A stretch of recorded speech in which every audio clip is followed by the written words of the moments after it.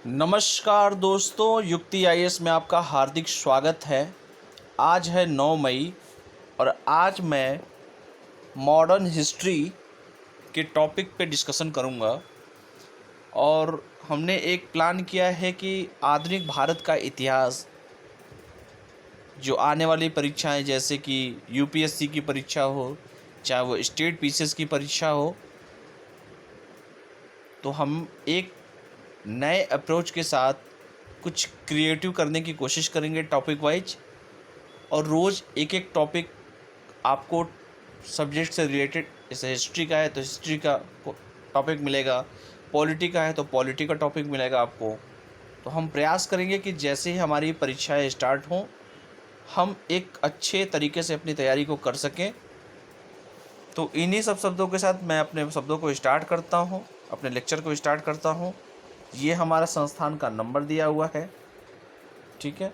तो दिए गए नंबर पे आप संपर्क कर सकते हैं। किसी को भी प्रीलिम्स का बैच ज्वाइन करना हो, मेंस का बैच ज्वाइन करना हो, कोई भी टेस्ट ज्वाइन करना हो, तो दिए गए नंबर पे आप संपर्क कर सकते हैं, ठीक है। तो चलिए हम बात करते हैं। आज सबसे पहला टॉपिक जो है आधुनिक भारत का इतिहास, जिससे अगर यूपीएससी की मैं बात करूं तो यूपीएससी में आपको 6 से 7 क्वेश्चन या 6 से कभी कभी 8 क्वेश्चन, मैक्सिमम 15 क्वेश्चन जो हिस्ट्री का आता है, उसमें से सबसे ज़्यादा वेटेज मॉडर्न हिस्ट्री का ही होता है। तो अगर मैं वेटेज की बात करूं तो एटलीस्ट 7 से कभी 10 क्वेश्चन भी हो जाते हैं। तो हम टॉपिक वाइज स्टार्ट करेंगे और देखेंगे कि अपने टॉपिक को ऐसे कैसे पढ़ा जाए जिससे कि हम सारे क्वेश्चन को करने की कोशिश कर सकें, ठीक है। चाहे वो किसी भी स्टेट का पेपर हो, चाहे वो यूपी ट्रिपल एस सी का पेपर हो, चाहे यूपी पीसीएस का पेपर हो, बिहार पीसीएस हो, या कोई भी स्टेट का पेपर हो, या भारत की कोई भी परीक्षा हो, अगर आधुनिक भारत के इतिहास से कोई क्वेश्चन आता है तो कोई क्वेश्चन आप लोगों से छूटना नहीं चाहिए। मेरा यही प्रयास है और उसी के अनुसार मैं प्रीलिम्स का ये बैच स्टार्ट कर रहा हूँ, ठीक है। तो चलिए आप लोग देखिए, सबसे पहला टॉपिक है कि यूरोपीय वाणिज्यिक कंपनियों का भारत आगमन। जो भी यूरोपीय वाणिज्यिक कंपनी थी जो भारत आई, कैसे क्या क्रम था उनका, क्या उनकी स्ट्रेटेजी थी, भारत आने का क्या उनका उद्देश्य था, तो इस पे हम सारा डिटेल आज बात करेंगे, ठीक है।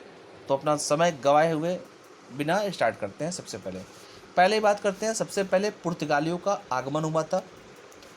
तो जैसे यहाँ लिखा हुआ है कि 1498 ईस्वी में वास्को डिगामा द्वारा केप ऑफ हुड के रास्ते भारत की खोज की, जिसने एक गुजराती व्यापारी अब्दुल मजीद ने उसकी सहायता की थी।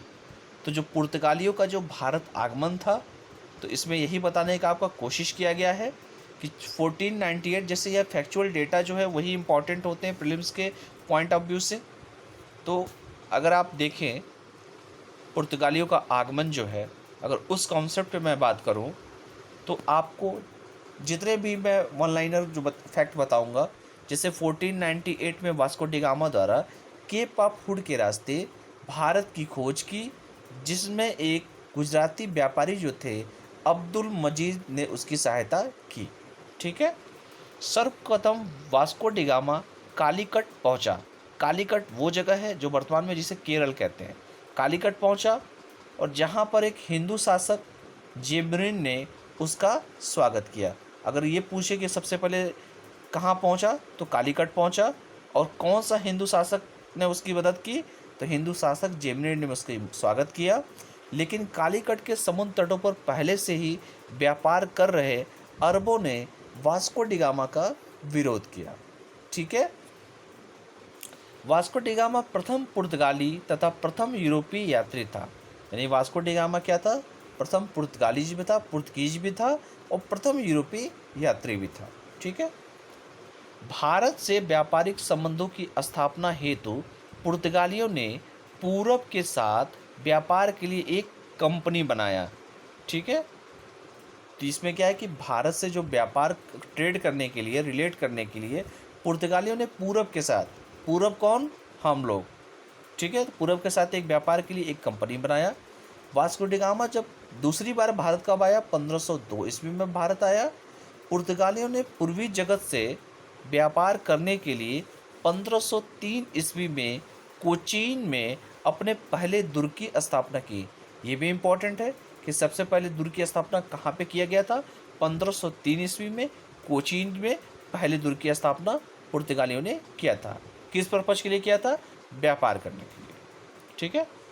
पूर्वी जगत के साथ वह काली मिर्च और मसालों के व्यापार पर एकाधिकार प्राप्त करना चाहते थे। आपको पता है कि दक्षिणी भारत में सबसे ज़्यादा स्पाइस मिलते हैं, यानी मसाले मिलते हैं, और भारत के सभी मुरीद हैं, जितने भी विदेशी आए वो मसालों के ही चक्कर में भारत में आए। काली मिर्च मसाला और इन सब स्पाइसेस, भारत का मसाला वर्ल्ड फेमस था, आज भी है। और इन सब मसालों को वो दुगुने, चारगुने या 30 गुने, 100 गुने, 200 गुने दाम पर जाकर अपने के यहाँ बेचते थे वो। तो ठीक है। तो ये काली मिर्च और मसालों के व्यापार पर वो क्या करना चाहते? अपना आधिपत्य प्राप्त करना चाहते थे। इसी उद्देश्य से वो भारत आए थे। भारत से व्यापारिक संबंधों की स्थापना हेतु पुर्तगालियों ने पूरब के साथ व्यापार के लिए कंपनी बनाई, जैसे मैंने पहले ही बताया। भारत में प्रथम पुर्तगाली वायसराय के रूप में फ्रांसिस्को डी अल्मेडा 1505 ईस्वी में भारत आया। ये भी इम्पोर्टेंट है कि कौन सा ऐसा पुर्तगीज वायसराय था जो 1505 ईस्वी में भारत आया? तो फ्रांसिस्को डी अल्मेडा आया। अल्मेडा ने भारत पर नियंत्रण को बनाए रखने के लिए ब्लू वाटर पॉलिसी चलाया, अर्थात समुद्री मार्गों पर नियंत्रण की नीति। तो ये किसने चलाया? अल्मेडा ने चलाया था।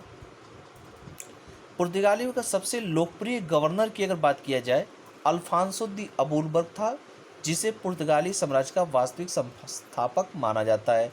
अगर कभी ये पूछ दे कि पुर्तगालियों का सबसे लोकप्रिय संस्थापक कौन था, लोकप्रिय गवर्नर कौन था, तो अल्फांसो दी अबूलबर्ग था, जिसे पुर्तगाली साम्राज्य का वास्तविक संस्थापक माना जाता है। अबूलबर्ग ने 1510 ईस्वी में बीजापुर के शासक आदिल शाह से गोवा को छीन लिया। ये भी इम्पोर्टेंट है कि जो अबूलबर्ग था, जो संस्थापक था, उसने बीजापुर के शासक जो आदिल शाह थे उनसे गोवा को छीन लिया। एक्चुअली क्या है कि प्रीलिम्स का ये बैच है, इसमें पूरा डीप बताने की आप लोग को ज़रूरत, मुझे जहाँ तक लग रहा है, नहीं होना चाहिए। तो जो भी आप लोग फैक्चुअल डेटा देखना चाहते हैं, इसी उद्देश्य से कि कम समय में आप लोग का जो फैक्चुअल डेटा, जो इम्पोर्टेंट फैक्चुअल डेटा है टॉपिक से रिलेटेड, मैं आपको प्रोवाइड कर दूँ, क्योंकि ये मेंस का बैच नहीं है, प्रीलिम्स का बैच है। तो उस हिसाब से मैं इस पूरे जो भी आपका टॉपिक है उस टॉपिक के हिसाब से चलने की कोशिश कर रहा हूँ। ठीक है। तो अबूलबर्ग ने 1510 ईस्वी में बीजापुर के शासक आदिल शाह से गोवा को छीन लिया, और यही क्या था? संस्थापक था। ठीक है। इसने विजयनगर साम्राज्य के शासक कृष्णदेव राय से भी मित्रवत संबंध बनाए। केडीआर बहुत फेमस है कृष्णदेव राय, तो इन्होंने भी मित्रवत संबंध इससे बनाए। और बाबर ने भी इनका बड़ा तारीफ किया है कृष्णदेव राय का। आप लोग हिस्ट्री में आगे मैं पढ़ाऊँगा कभी मध्यकालीन भारत में, तो मैं ज़रूर इसको बताऊंगा, डिबेट करूंगा, इस पर बात करूंगा आप लोगों से। जैसे वन लाइनर है तो वन लाइनर के हिसाब से मैं आप लोग को बता दे रहा हूँ। ठीक है। इसने विजयनगर के शासक कृष्णदेव राय, ठीक है, कृष्णदेव राय से मित्रवत संबंध बनाए रखे। अबूलबर्ग ने पुर्तगालियों को भारतीय महिलाओं से विवाह हेतु प्रेरित किया, जिससे भारत पर उनकी पकड़ स्थापित हो सके। आप जानते हैं जहाँ पर शादी होती है, जहाँ पर रिलेशन इस्टेब्लिश होता है, और ख़ास करके भारत में आप हर शासक को देखेंगे, चाहे वो चंद्रगुप्त मौर्य हो, चाहे वो जितने भी शासक हैं, मैक्सिमम शासक शादी के कॉन्सेप्ट से ही बहुत सारे शासक आगे बढ़े हैं। ठीक है। तो इसको गलत वे में मत लीजिए। मित्रवत संबंध बनाए, शादी होगी, एक दूसरे से रिलेशन होगा, एक परिवार और एक दूसरे परिवार से रिलेशन होगा, अब उसके बाद साम्राज्य विस्तार होगा। इवन से सरसूरी ने भी यही किया था, अकबर ने भी यही किया था, इवन आपके चंद्रगुप्त मौर्य ने भी यही किया था। बहुत सारे ऐसे शासक हैं, अगर नाम बताने लगूँ तो लिस्ट निकल जाएगी। तो बस ये जानिए कि उन्होंने मित्रवत संबंध बनाए थे, और अबूलबर्ग ने पुर्तगालियों को भारतीय महिलाओं से विवाह हेतु प्रेरित किया, जिससे भारत पर उनकी पकड़ स्थापित हो सके। अबूलबर्ग ने अल्मेडा की जो ब्लू वाटर पॉलिसी पर रोक लगा दिया था। जो अल्मेडा था उसने जो ब्लू वाटर पॉलिसी लगाया था, ये समुद्र की नीति की जो पॉलिसी लाया था, उसको उसने क्या किया था? रोक लगा दिया था। अबूलबर्ग ने अपनी सेना में भारतीयों की भी भर्ती की थी। ये भी इम्पोर्टेंट है, कभी पूछ दे कि किसने, कौन सा ऐसा था जिसने भारतीयों की भर्ती की पुर्तगाली, तो अबूलबर्ग ही था जिसने भारतीयों की भर्ती भी की थी अपनी सेना में। पुर्तगालियों का मुख्य ध्यान किस पर था? मसालों के व्यापार पर अधिकार करना था, जैसे मैंने पहले ही बता दिया आप लोगों को कि वर्ल्ड फेमस था। भारत में प्रिंटिंग प्रेस, ये कई बार, बहुत बार, जितने भी फैक्चुअल डेटा मैं आपको दे रहा हूँ कहीं ना कहीं पेपर में पूछे हुए हैं। भारत में प्रिंटिंग प्रेस, तंबाकू व जहाज निर्माण की शुरुआत पुर्तगालियों द्वारा ही किया गया था, जिसे अंग्रेजों ने बाद में उसे पॉपुलर बनाया, मतलब उसको हर जगह फैलाया। पॉपुलर बनाया मैंने हर जगह उसको फैलाया। ठीक है, प्रेस हुआ, प्रिंटिंग प्रेस, तंबाकू, जहाज निर्माण, ये सब पुर्तगालीज के द्वारा ही सबसे पहले स्टार्ट किया गया था। पुर्तगालियों ने कार्टेज पद्धति चलाई, जो एक प्रकार का क्या होता था, लाइसेंस पत्र होता था, आज भी चल रहा है लाइसेंस पत्र। तो एक कार्टेज पद्धति चलाई। 1632 ईस्वी में शाहजहां ने पुर्तगालियों को पश्चिमी तट से इसलिए बाहर निकाला क्योंकि वहां के लोगों को धर्म पर पालन में परेशानी हो रही थी और पुर्तगाली वहां पर ईसाई धर्म का प्रचार कर रहे थे। तो 1632 में जो उस समय का शासक कौन था, उस समय का जो शासक था आपका शाहजहां था। और शाहजहां ने इनको इसलिए इनको बाहर खदेड़ने की कोशिश किया पश्चिमी तट से, क्योंकि ये धर्म में हस्तक्षेप करते, लोगों को धर्म पालन से परेशानी हो रही थी उस समय, और पुर्तगाली वहाँ पे ईसाई धर्म का प्रचार प्रसार भी करना चाहते थे, इसलिए उसने बाहर निकाला पश्चिमी तट से। अब देखते हैं थोड़ा सा डिबेट और भी देख लेते हैं। 1556 ईस्वी में गोवा में पुर्तगालियों ने भारत का प्रथम प्रिंटिंग प्रेस स्थापित किया था। ये भी पूछा जा सकता है किसी भी अब पेपर में कि 1556 ईस्वी में गोवा में पुर्तगालियों ने भारत का प्रथम प्रिंटिंग प्रेस स्थापित किया भारत में। ठीक है, ये का लिखा है, गलत लिखा है। भारत में प्रथम प्रिंटिंग प्रेस स्थापित किया गोवा में पुर्तगालियों द्वारा किया गया 1556 ईस्वी में। पुर्तगालियों के साथ भारत में एक पोथिक स्थापत्य कला का आगमन हुआ था। ठीक है, इसके बारे में मैं आगे बताऊंगा डिबेट, मतलब आगे टॉपिक में। पुर्तगालियों ने गोवा व दमन व द्वीप पर 1961 तक शासन किया। तो पुर्तगालियों ने जो गोवा है, दमन द्वीप है, वह कब तक शासन किया, 1961 तक शासन किया। तो ये रहा पहला टॉपिक पुर्तगालीज के बारे में। तो जैसे मैंने आपको पुर्तगालीज के बारे में बताया कि 1498 में वास्को डी गामा जो पुर्तगालीज था वो केप ऑफ फूड के रास्ते भारत आया और एक गुजराती व्यापारी अब्दुल मसीह ने उसकी सहायता की थी और वह कालीकट सबसे पहले पहुंचा, जहाँ पर हिंदू शासक जेमरिन ने उसका स्वागत किया और उसने अरबों ने उसका विरोध भी किया था। ठीक है, प्रथम यूरोपीय यात्री था वास्को डी गामा और वो भारत से व्यापार करना चाहता था, पूरब के साथ व्यापार के लिए आया था। और दूसरी बार 1502 ईस्वी में आया था, 4 साल बाद।